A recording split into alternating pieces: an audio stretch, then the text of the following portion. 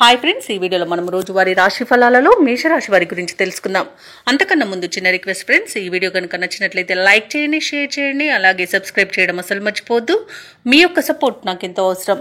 ఇక మేషరాశి వారికి ఈరోజు చూసుకున్నట్లయితే ఇతరులతో వివాదాలకు దూరంగా ఉండడం ఎంతో మేలు చేస్తుంది. జీవిత భాగస్వామితో అకారణంగా మాట పట్టింపులు కలిగే అవకాశం కనిపిస్తున్నందున కాస్త ప్రశాంతంగా ఉండడానికి ప్రయత్నించండి. వృత్తి వ్యాపారాలలో ఎవరైతే ఉన్నారో వారి యొక్క భాగస్తుల ప్రవర్తన చికాకు పరుస్తుంది. రుణ ఒత్తిడిలు పెరుగుతాయి. ఆర్థిక వ్యవహారాలు నిరాశను కలిగిస్తాయి. చిన్నపాటి అనారోగ్య సమస్యలు వేధించే అవకాశం ఉన్నందున ఔషధ సేవనం చేయండి. తగ్గకపోతే వైద్య సంప్రదింపులు చేయడం మీకు ఎంతో మేలు చేస్తుంది. ఇక ఈరోజు మేషరాశి వారికి తొందరపాటు తన అస్సలు పనికిరాదు.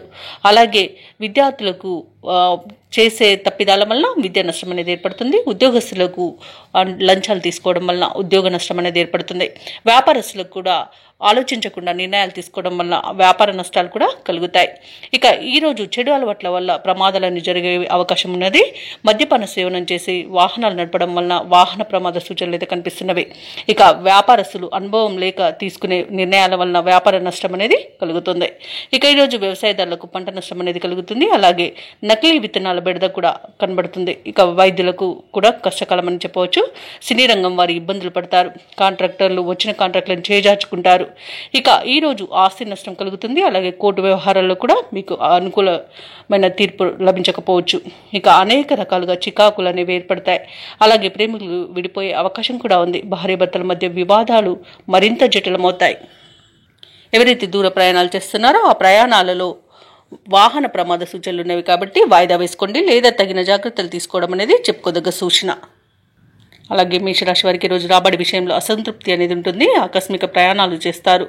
దేవాలయాలను సందర్శిస్తారు. దేవాలయాలను సందర్శించినప్పుడు మీరు ముఖ్యంగా గుర్తుంచుకోవాల్సింది మీ ఇష్టదైవం యొక్క ఆరాధన అనేది మీకు మంచి చేస్తుంది కాబట్టి తప్పకుండా ఆ దిశగా ప్రయత్నించండి.